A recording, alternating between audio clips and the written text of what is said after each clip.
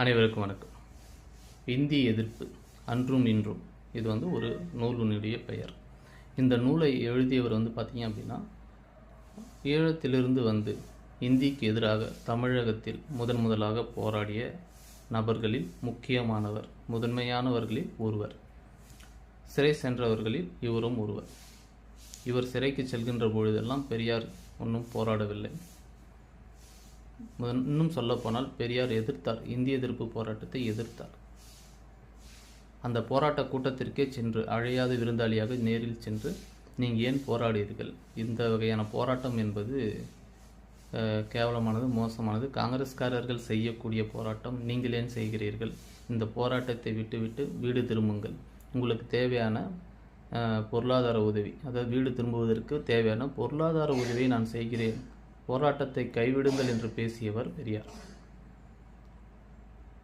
அதன் பிறகு எப்படி இந்த போராட்ட களத்திற்குள் பெரியார் வந்தார், பெரியாரின் கைக்கு எப்படி இந்த இந்திய எதிர்ப்பு போராட்டம் கை மாறியது, இந்த இந்திய எதிர்ப்பு போராட்டத்தை பெரியார் எப்படி தனக்கு சாதகமாக பயன்படுத்தி கொண்டார், உண்மையிலேயே இந்தியை எதிர்க்கத்தான் இந்த போராட்டத்தை அவர் முன்னெடுத்தாரா, அதாவது முதல் கட்டமாக போராடியவர்கள் சிறை சென்ற பிறகு இந்த போராட்டம் இவரின் கைக்கு மாறுகிறது, இது ஏன் இவரின் கைக்கு மாறியது, எப்படி இதை இவர் பயன்படுத்தி கொண்டார், எப்படி இவருக்கு இது பேராக மாறியது, இது எல்லாமே பார்த்திங்க அப்படின்னா அந்த நூலில் மிக தெளிவாக குறிப்பிட்டு இருக்கிறார். அன்று களத்தில் இருந்து போராடிய ஈழத்தடிகள் என்று சொல்லக்கூடிய சிவானந்தா, சரிங்களா?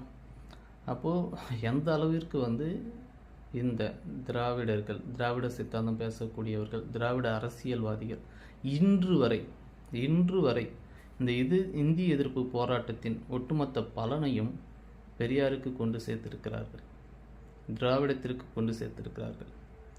ஆனால் இதை ஆரம்பித்தவர்கள், சிறை சென்றவர்கள், உயிர் தியாகம் செய்தவர்கள், இப்படி எண்ணற்ற பல தமிழர்கள் இருக்க, ஒட்டுமொத்த புகழும் பேரும் வெளிச்சமும் எல்லாம் பெரியாருக்கு சேரும் ஒரு அவலம் இருக்குது பார்த்தீங்களா? இதுதான் உடைத்தெறியப்பட வேண்டும். இதை தான் பார்த்தீங்க அப்படின்னா நம்ம மக்களுக்கு எடுத்து சொல்லணும். இந்த போலி பிம்பம், பெரியார் மீது கட்டப்பட்டு இருக்கின்ற இந்த போலியான மிகைப்படுத்தப்பட்ட ஒரு பிம்பத்தை தான் நாம் உடைத்தெறிய வேண்டும் அப்படின்னு தொடர்ந்து பேசுகிறோம், சரிங்களா? ஆனால் இதை தான் பார்த்தீங்க அப்படின்னா திராவிடர்கள் தவறாக புரிந்துக்கிறாங்க. இல்லைனா அவங்க கட்டமைக்கப்பட்ட போலி பிம்பம் உடைப்படுகிறதே என்று அச்சப்படுகிறார்கள், கோபப்படுகிறார்கள். ஆனால் உண்மையான வரலாறு என்பதை ஒரு காலத்திலும் யாரும் அழித்து விட முடியாது.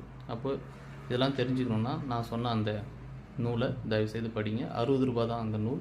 இணையதளத்திலேருந்து கூட நீங்கள் வாங்கி படிக்க முடியும். நன்றி, வணக்கம்.